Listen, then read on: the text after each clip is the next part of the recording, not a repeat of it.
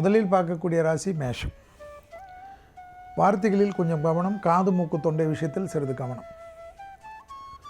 பதட்டமில்லாமல் இருக்கக்கூடிய மேஷம் பெரிய சாதனைகளை செய்யும். தொழிலில் கண்டிப்பாக அமையும். புது தொழில், உத்தியோகம், வியாபாரம், படிப்பு சம்பந்தப்பட்ட விஷயத்தில் ஏற்றம். பெரிய மனிதர்கள் சந்திப்பு. முதலீடுகளுக்கு குறை இருக்காது. தொழில் மாற்றங்களுக்கு உத்தரவாதம் ஏற்படும்.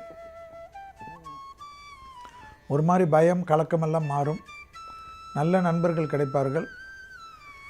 ரொம்ப சோம்பலாக கண்டபடி நேரம் தவறி எல்லாம் இருப்பீர்கள். அதெல்லாம் இந்த 15 நாட்களில் கண்டிப்பாக மாறும். சிஸ்டமேட்டிக் லைஃபுக்குள்ளாக வருவீர்கள். குடும்பத்தில் அதிகமான பாசத்தை காட்டுவீர்கள். குடும்பத்தினரே அது பெரிதாக எதிர்பார்த்திருக்க மாட்டார்கள். வெளியிடம், வெளி உலகம், வியாபாரம், தொழில், உத்தியோகம், படிப்பு ஏரியாவில் இருக்கக்கூடிய நண்பர்களுக்காக வாழ்ந்த மேஷம் குடும்பத்தினர் மீது அக்கறை கொண்டு குடும்பத்திற்கு தேவையானதெல்லாம் செய்து கொடுத்து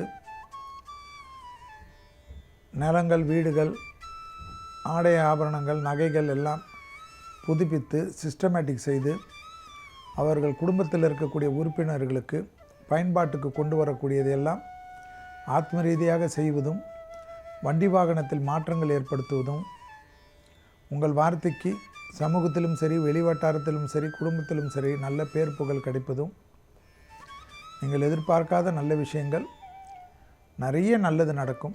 உடற்பயிற்சியை மறந்து விடாதீர்கள். கண்டிப்பாக 7.5 சனியில் இருப்பதனால் உடற்பயிற்சி என்பது மேஷத்திற்கு தெம்பை கொடுக்கக்கூடியது, மன அழுத்தத்திலிருந்து தீர்க்கக்கூடியது.